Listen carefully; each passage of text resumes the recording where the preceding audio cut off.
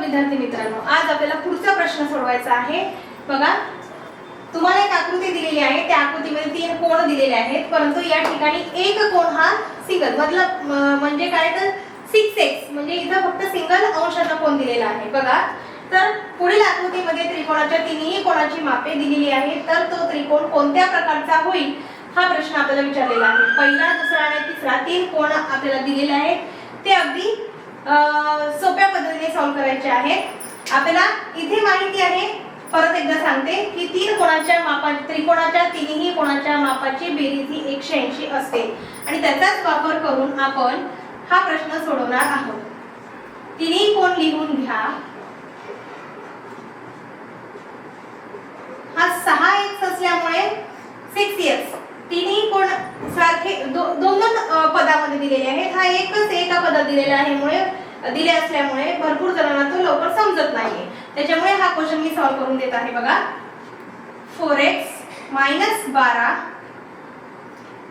+ 5x + 12 + 6x = आपल्याला माहिती आहे तिन्ही कोणाची जी काही बेरीज आहे ती 180 असते। सरळ सरळ हा जो काही दिलेला तुम्हाला इक्वेशन्स आहे ते इक्वेशन सॉल्व करा, सगळ्यांची बेरीज करा, तुम्हाला येऊन जाईल।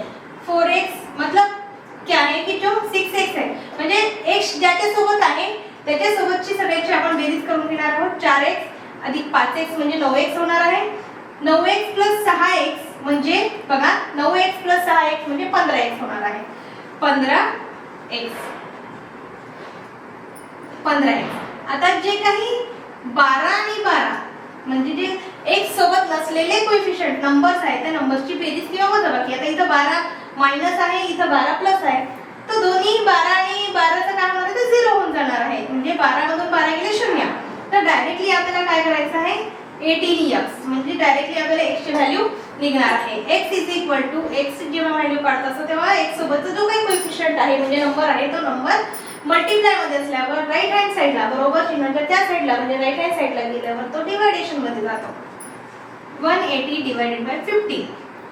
बघा, 15 × 15 3 उरले, 15 सख सर 15 डायरेक्टली 15 ने भाग द्या, 5 ने भाग द्या, 15 × 15 15 उरले, 3 उरले, 15 × 30 म्हणजे आपलं जे काही उत्तर आहे ते किती येणार आहे, 30।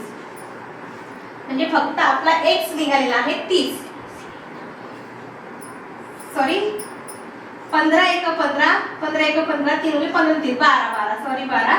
बघा, आपला x जो आलेला आहे तो 12 आलेला आहे, आपला x जो आलाय तो 12 आलाय आणि आता 12 हा काय करायचा आहे, प्रत्येक अंशामध्ये तो पुट करायचा ठेवायचा आहे। मी सुरुवातीला 4x - 12 मध्ये ठेवते, 4 × 12 - 12। बघा, 12चा पाढा जास्त मला सगळ्यांना येते, 12 × 12 वजनचे 32 36 12 48 48 मधून काय करायचं आहे, आपल्याला 12 वजा करायचं, म्हणजे आपलं उत्तर काय येणार आहे।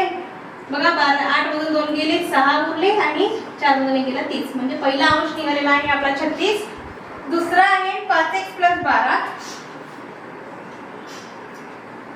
+ 12 5 × 12 + 12 60। बघा, 12 × 5 = 60 + 12 म्हणजे 72 आलं त्याचं उत्तर।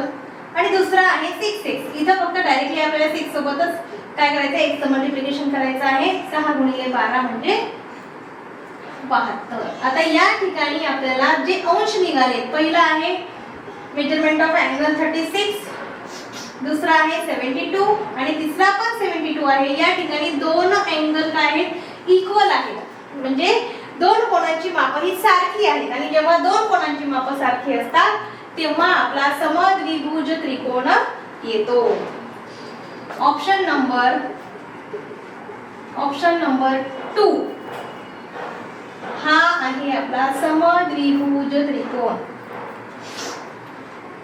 द्विभुज त्रिकोण।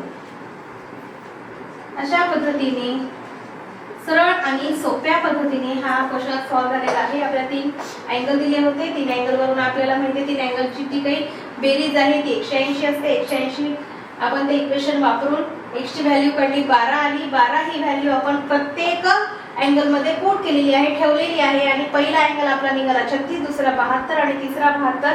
दोन अँगल, दोन कोन हे आपले सारखे असल्यामुळे आपला ऑप्शन नंबर 2 समद्विभुज त्रिकोण या ठिकाणी आलेला आहे.